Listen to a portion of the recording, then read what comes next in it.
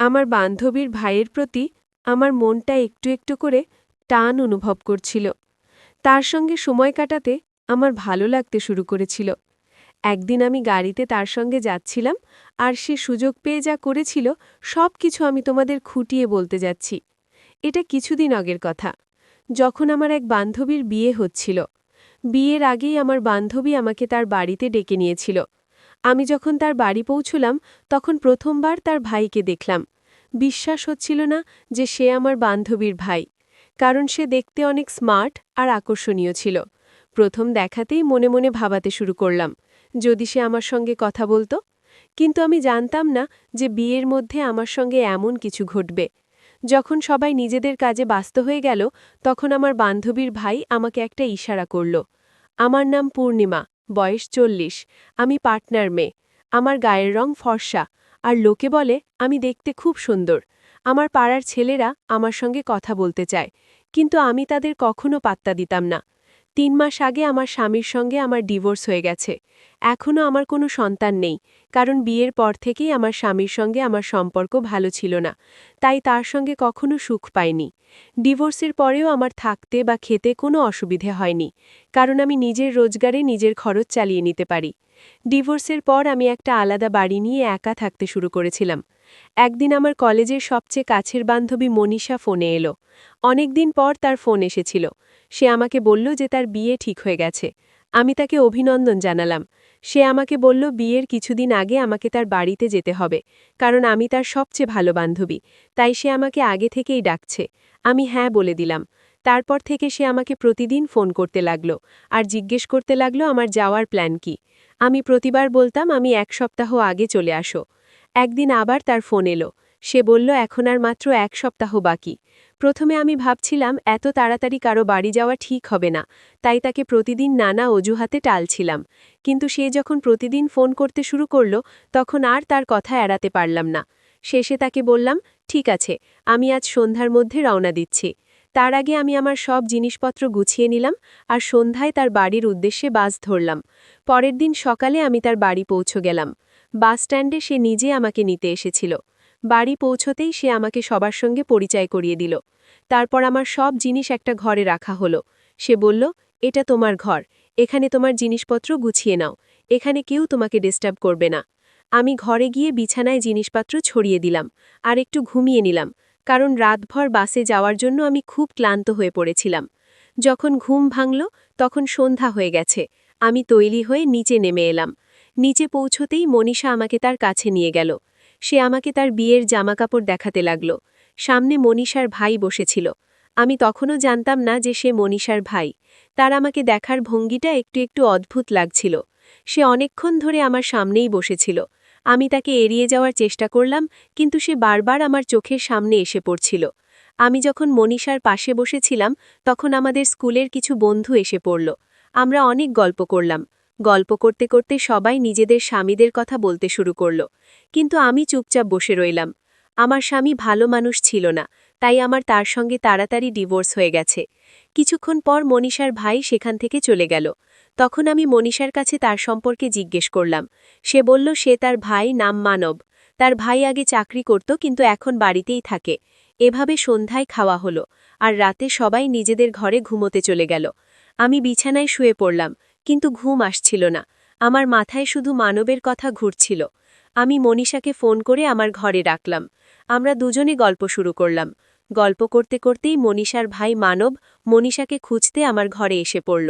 মনীষার ভাইকে দেখে আমার কেন যেন বেশ অস্বস্তি হচ্ছিল। সে কিছুক্ষণ আমাদের সঙ্গে বসে গল্প করল। আস্তে আস্তে সে আমাদের কথায় মিশে গেল।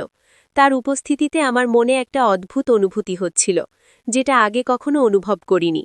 সে বড় সহজভাবে আর ভদ্রভাবে কথা বলছিল, কিন্তু আমার অস্থিরতা বাড়ছিল।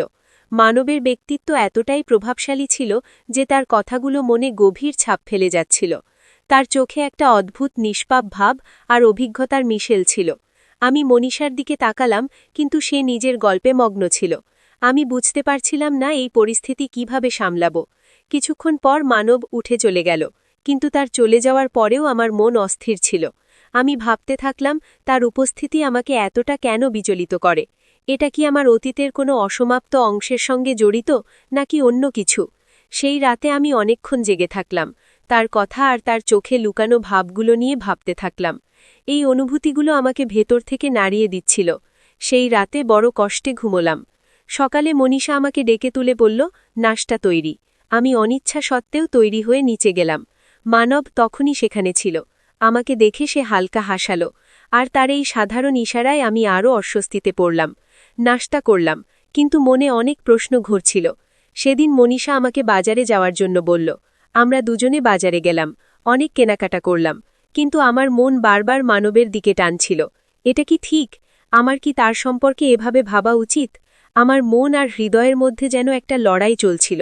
সন্ধ্যায় যখন বাড়ি ফিরলাম, মানব বাগানে বসেছিল। বাড়ি ঠান্ডা হাওয়া বইছিল, চারপাশটা খুব শান্ত। হঠাৎ সে বলল, তোমার মুখে যেন একটা অদ্ভুত জটিলতা দেখা যায়। তুমি আমাকে কিছু বলতে চাও? তার প্রশ্ন আমাকে নাড়িয়ে দিল। আমি কিছু বলতে পারলাম না। মনে অনেক কথা ঘুরছিল, কিন্তু কিভাবে বলবো বুঝে উঠতে পারলাম না। শেষে গভীর নিঃশ্বাস নিয়ে বললাম, মানব, আমি তোমাকে কিছু বলতে চাই, কিন্তু ভয় হয় তুমি ভুল বুঝবে। সে বড় সহজ কণ্ঠে বলল, তুমি আমার ওপর ভরসা করতে পারো, যা আছে পরিষ্কার বলো। আমি ইতস্তত করে বললাম, তোমার কথা আর তোমার উপস্থিতি আমাকে অনেক শান্তি দিয়েছে। তোমার সঙ্গে কথা বলে মনে হয় হয়তো আমি আবার নিজেকে চিনতে পারব, কিন্তু আমি জানি না এটা ঠিক কিনা। তোমার সম্পর্কে যা অনুভব করি সেটা কি শুধুই আমার একাকিত্বের ফল, নাকি এর পেছনে আরও কিছু? মানব কিছুক্ষণ চুপ থাকল, তার চোখে গভীর ভাবনা দেখা যাচ্ছিল। তারপর বলল, তোমার অনুভূতিতে কিছু ভুল নেই। জীবনে এমন হয় যখন কেউ আমাদের অনুভূতি বোঝে আর সত্যিকারের শান্তি দেয়, তখন আমরা তার প্রতি টান অনুভব করি। আমি ঘাবড়ে গিয়ে জিজ্ঞেস করলাম, কিন্তু তুমি কি ভাবো এটা কি ঠিক? সে গভীর নিঃশ্বাস নিয়ে বলল, আমাদের দুজনের পরিস্থিতি আলাদা। তুমি জীবনে অনেক কিছু সহ্য করেছ, আর তোমার আবার সুখী হবার অধিকার আছে। কিন্তু এটা আমার ঠিক করতে একটু সময় লাগবে যে আমি তোমাকে সেটা দিতে পারব কিনা, কারণ এই সম্পর্ক শুধু অনুভূতির নয়, দায়িত্বেরও। তার কথায় আমি একদিকে স্বস্তি পেলাম, আবার একটু ভয়ও হলো। আমি বুঝতে পারছিলাম সে আমার অনুভূতি বোঝে, কিন্তু মনীষার নামটা আমাদের মাঝে একটা অদৃশ্য দেওয়ালের মতো দাঁড়িয়েছিল। আমি চাইনি মনীষার সঙ্গে আমার সম্পর্ক নষ্ট হয়। পরের কয়েকদিন আমরা দুজনে স্বাভাবিক থাকার চেষ্টা করলাম, কিন্তু আমাদের মধ্যে এই অব্যক্ত কথাটা দুজনকেই প্রভাবিত করছিল। আমি তার সঙ্গে কথা বলতে চাইতাম, কিন্তু প্রতিবার এই ভেবে থেমে যেতাম যে মনীষার কষ্ট হবে না তো। কিছুদিন পর মনীষা ফিরে এলো। সে আগের মতোই খুশি আর উৎসাহী ছিল, কিন্তু একদিন সে আমাকে জিজ্ঞেস করল, তুমি আর মানব অনেক সময় একসঙ্গে কাটাচ্ছ, সব ঠিক আছে তো? আমার বুক ধারাস করে উঠল। আমি তাড়াতাড়ি বললাম, হ্যাঁ, সব ঠিক আছে। সে বলেই হয়তো তার কথা আমাকে বুঝতে সাহায্য করে। মনীষা কিছুক্ষণ আমার দিকে তাকিয়ে রইল, তারপর হেসে বলল, মানব এমনই, সে সবাইকে বোঝার চেষ্টা করে। তার কথায় আমি স্বস্তি পেলাম, কিন্তু মনে একটা ভয় বসে গেল, যদি আমার অনুভূতির কথা তার কাছে পৌঁছে যায়, তাহলে কি হবে? মানব আর আমি তখনও একে অপরের প্রতি আকৃষ্ট ছিলাম, কিন্তু আমরা একমত হলাম যে আমাদের সময় দিতে হবে।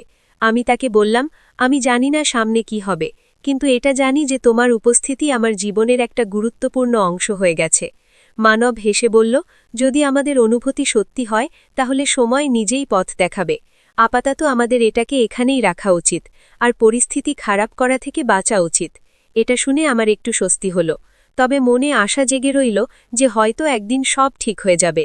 আমি ঠিক করলাম আমার অনুভূতিগুলো সামলে আমি জীবনকে এগিয়ে নিয়ে যাব, আর দেখুক সময় আমাদের কোথায় নিয়ে যায়। মানব আর আমি আমাদের অনুভূতি নিয়ন্ত্রণে রেখে একটু দূরত্ব বজায় রাখার সিদ্ধান্ত নিলাম।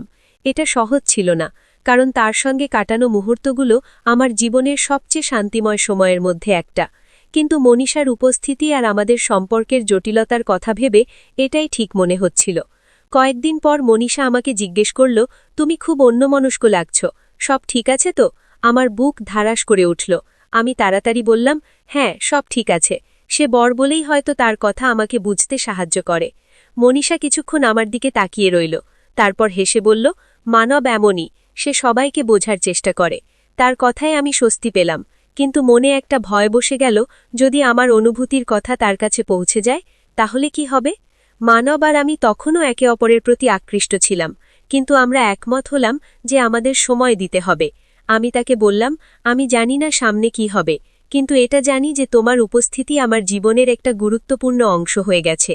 মানব হেসে বলল, যদি আমাদের অনুভূতি সত্যি হয় তাহলে সময় নিজেই পথ দেখাবে। আপাতত আমাদের এটাকে এখানেই রাখা উচিত, আর পরিস্থিতি খারাপ করা থেকে বাঁচা উচিত। এটা শুনে আমার একটু স্বস্তি হল, তবে মনে আশা জেগে রইল যে হয়তো একদিন সব ঠিক হয়ে যাবে।